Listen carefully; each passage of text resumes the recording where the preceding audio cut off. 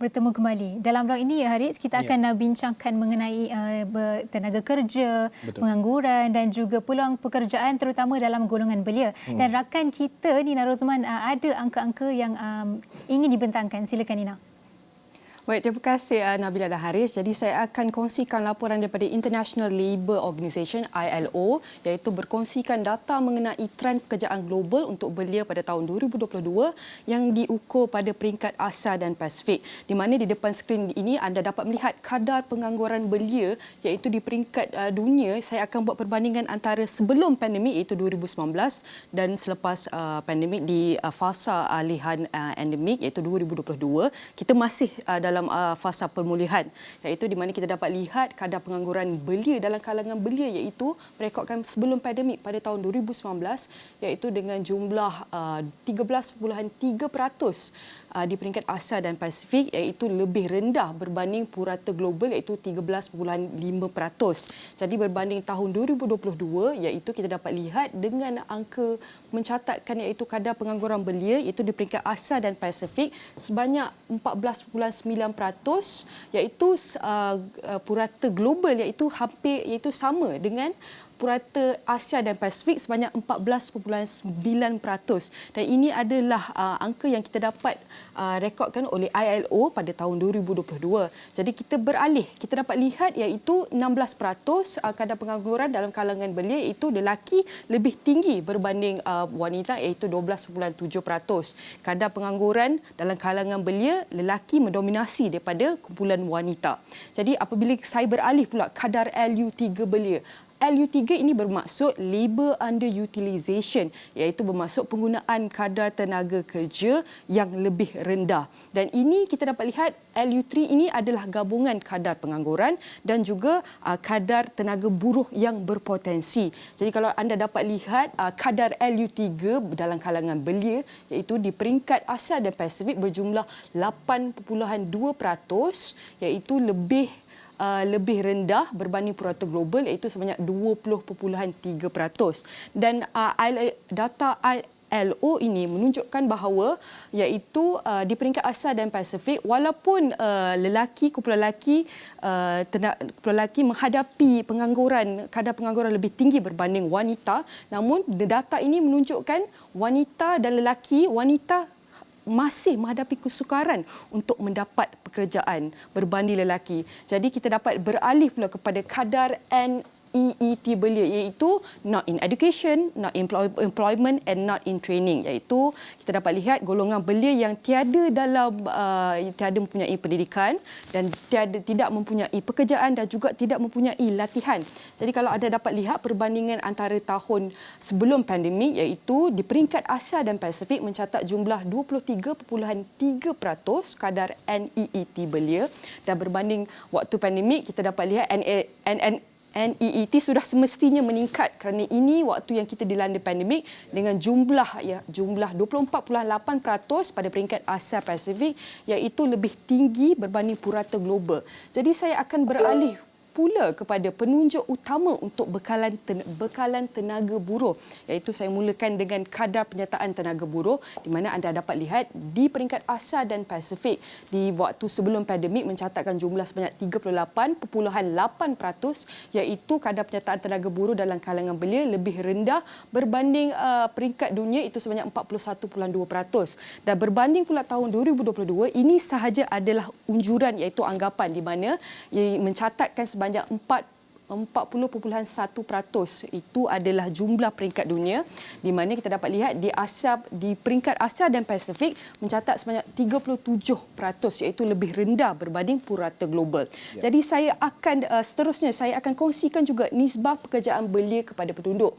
Pekerjaan dalam kalangan belia antara penduduk kita dapat lihat di peringkat Asia dan Pasifik sebelum pandemik mencatat jumlah 33.6% iaitu lebih rendah berbanding peringkat global iaitu sebanyak 35.7% dan kita dapat lihat berbanding 2022 iaitu hanya unjuran saja kita dapat lihat sedikit peningkatan iaitu peningkatan berbanding tahun pandemik 2020 iaitu sehingga 2021 dan kita dapat lihat peningkatan semula pada pada tahun 2022 tahun ini sebanyak 34.1% peringkat dunia, manakala untuk Asia dan Pasifik mencatatkan 31.5%, iaitu lebih rendah berbanding purata global. Jadi Nabila dan Haris, inilah apa yang saya dapat kongsikan, iaitu mengenai laporan trend pekerjaan global untuk belia di peringkat Asia dan juga Pasifik setakat ini. Ya, Nina dan juga Nabila, sudah tentu untuk waktu ini kita nak meneliti kepada angka-angka yang diberikan, termasuk menyelami, memahami realitinya di peringkat Malaysia ini serta mencari solusi yang terbaik. Jadi bersama dengan kita menerusi Google Meet pada ketika ini adalah Profesor Dr. Balakrishnan Parasuraman yang merupakan Profesor Hubungan Industri dan Sumber Manusia Universiti Malaysia Kelantan. Prof, terima kasih kerana sudi bersama dalam Niaga Awani. Pertama sekali, apa yang boleh dilakukan untuk memastikan belia Malaysia tidak ketinggalan dalam mendapatkan pekerjaan ketika kita tahu tekanan ekonomi dan pelbagai lagi pada waktu ini, Prof? Okey, terima kasih Ashraf dan Nabila. Apabila dibentangkan tadi data ILO tadi, kita macam ni, trend of course tempat kerja sudah berubah dan trend hubungan majikan semua sudah berubah, dan trend sumber manusia.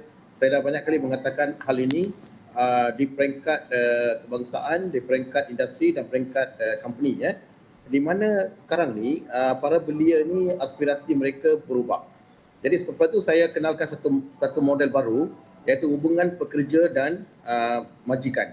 Bukan lagi majikan dengan pekerja. Maksudnya tempat kerja tu akan menjadi satu daya penarik sekiranya majikan mempunyai satu daya penariklah untuk mereka berbincang sesama antara pekerja, terutama golongan yang muda.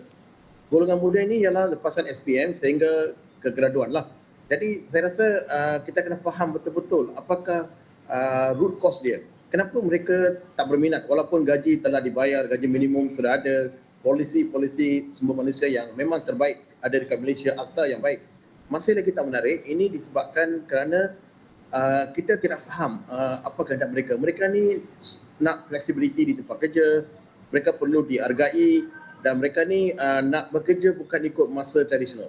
Sebab itu saya rasa untuk menarik belia-belia ni, kita kena bermula di sekolah lagi.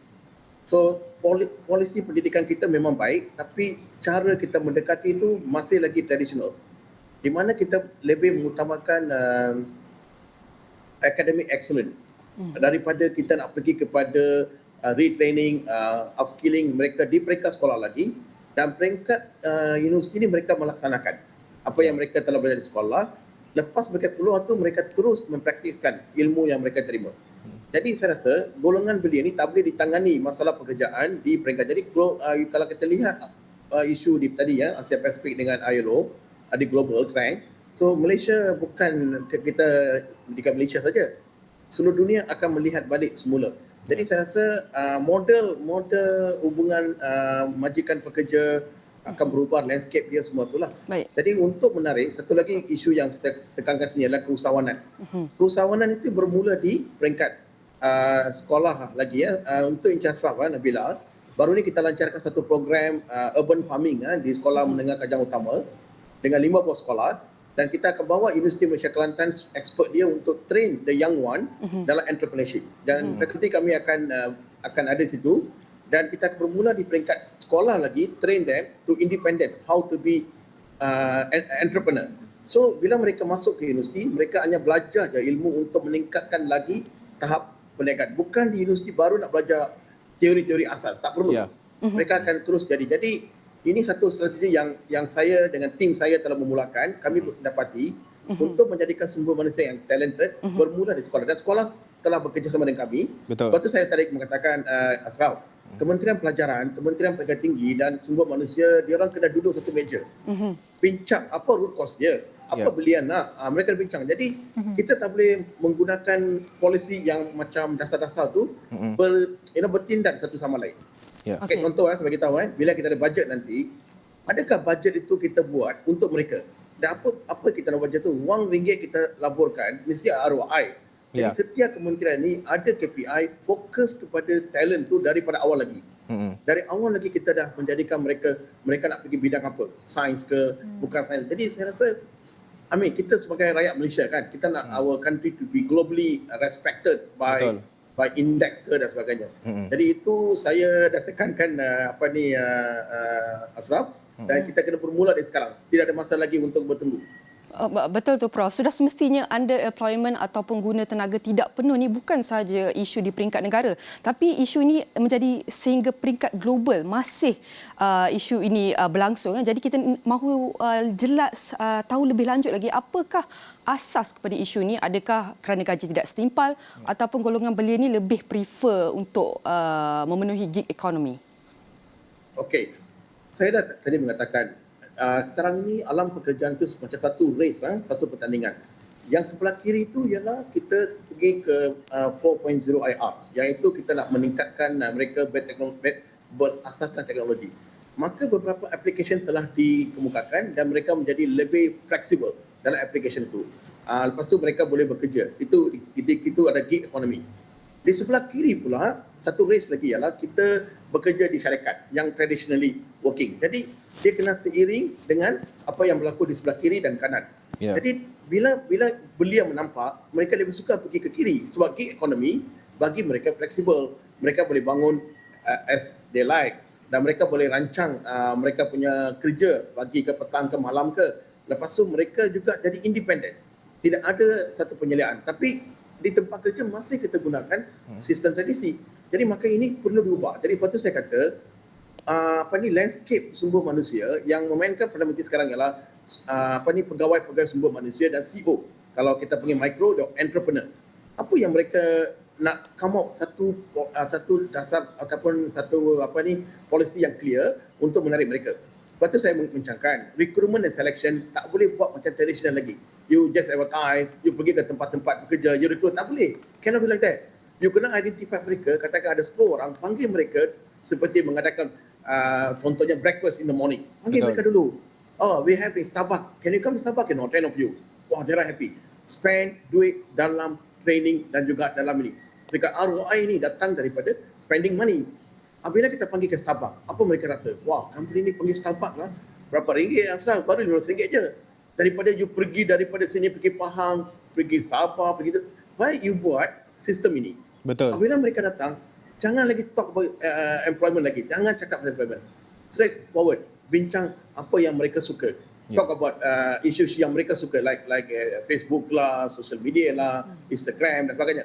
Bagi mereka masuk. Lepas tu, interview itu ialah bukan interview tradisional. Buang itu. Gunakan yang abnormal lah macam gig economy. Kenapa gig economy dia mendapat ini? Sebab mereka independent. Betul. Tanya dengan mereka, apa yang you nak sumbangkan untuk saya? Dan apa yang saya boleh bagi? Tanya mereka dulu. Bila kita jangan macam itu, bagi kita tengok balik gaji yang tu katakan 1,500. Kita jangan stop di situ lah. Majikan kena berubah. Saya dah cakap banyak kali dah. Betul. Majikan kena berubah mentaliti. Di samping itu, belia pun kena ubah mentaliti. Betul. Baik, Prof. Itu sebab bermula di sekolah. Baik, Prof. Kita tahu, umum tahu COVID-19, pandemik COVID-19 ni telah mengakibatkan Great Resignation di Malaysia. Jadi apakah cara wajar dalam menangani isu ini dan juga perlukah Malaysia melaksanakan konsep seperti Jerman iaitu place dan train dan bukan lagi train dan place? Okey, ini satu lagi isu. Kita jangan talk about COVID-19. Sebelum COVID-19 pun kita menghadapi masalah ini kan. Sebab kita, ini wang rakyat dah. Kita kena hati-hati ya. Sebab wang rakyat ini bukan senang dapat dan yang bayar ialah daripada swasta. Swasta menyumbangkan cukai yang tinggi dan mereka bekerja siang malam. Apabila kita dapat duit itu, apa kita nak gunakan untuk menjana pendapatan semula dalam syarikat. Apabila syarikat menguntungkan, maka jana itu akan sampai ke negara. Jadi saya berpandangan macam ni. COVID tak COVID itu another issue. Tapi COVID telah memberi satu landscape yang baru. Dia telah mengajar kita. Kadang-kadang kita lihat dari segi negatif. Dari segi positif lah, dia telah buka jalan untuk kita. Majikan, dulu you tak boleh langsung tak boleh buat operasi ke jalan. Dan you memang tahu that you perlukan pekerjaan. Kaum pekerja, you pun dalam masa yang tak ada kerja. Jadi apa yang COVID mengajar kita ialah, selepas ini, saya kata train a place or place a train, sekiranya tidak ada ROI, maka buanglah duit semua tu. Betul. Jadi pada pandangan saya, beberapa agensi kerajaan dipertanggungjawabkan, study dulu how to bring this money to ROI. Contoh, sebagai tahu, kita tak boleh gunakan model Jerman immediately apply to university level. Tak boleh. Ya. Kita kena start di sekolah dulu. Sebab itu Encik Ashraf, saya beritahu, saya bawa universiti ke sekolah.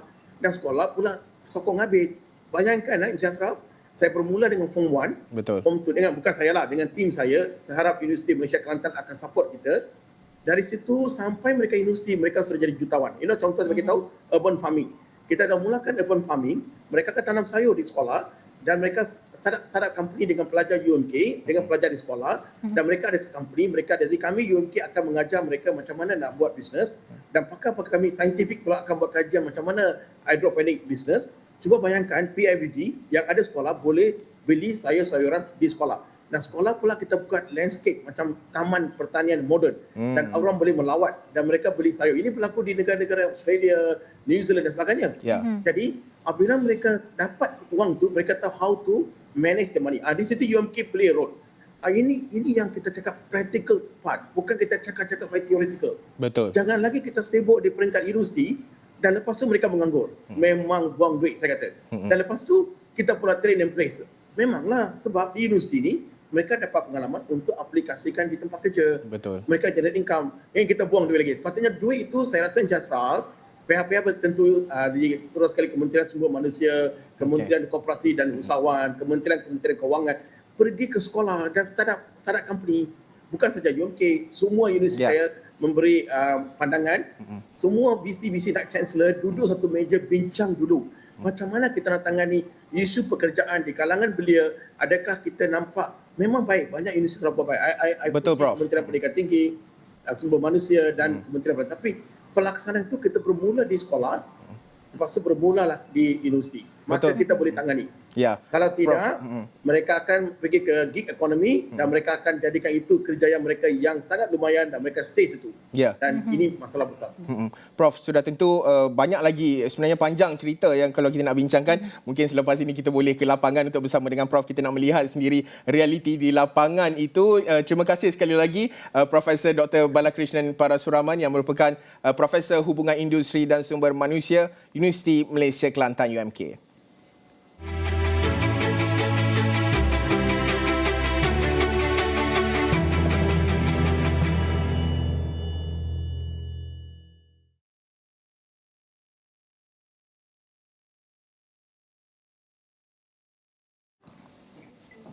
Walaupun hanya berniaga di rumah pada pertengahan 2020, namun jenama mulut semanih kini meniti di bibir penduduk setempat. Semuanya gara-gara pendekatan kreatif pemiliknya, Nadia Muhammad, yang membuat promosi secara agresif dalam talian produk pencuci mulut, kuih muih serta kudapan yang dijualnya. Selepas hampir 2 tahun, dia kini berjaya membuka kedai fizikal di Permatang Rambai, Kepala Batas, Pulau Pinang.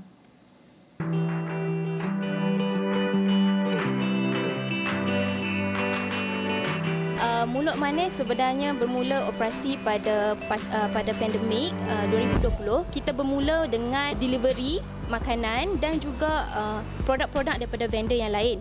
Dan selepas itu kita berhasrat untuk membuka Mulut Manis iaitu physical store disebabkan mendapat demand yang tinggi daripada komuniti setempat. Jadi itu meyakinkan kita untuk membuka satu hub untuk vendor-vendor meletakkan makanan mereka di Mulut Manis. Berikutan sambutan menggalakkan daripada komuniti setempat, Nadia yakin dia mampu membina jenama sendiri hasil bantuan platform digital.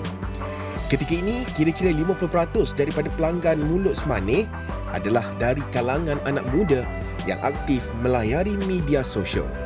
Salah satu platform penting yang kita perlu mengguna pakai adalah platform social media supaya kita dapat attract customer daripada luar komuniti dan juga kita dapat mengembangkan lagi bisnes kita.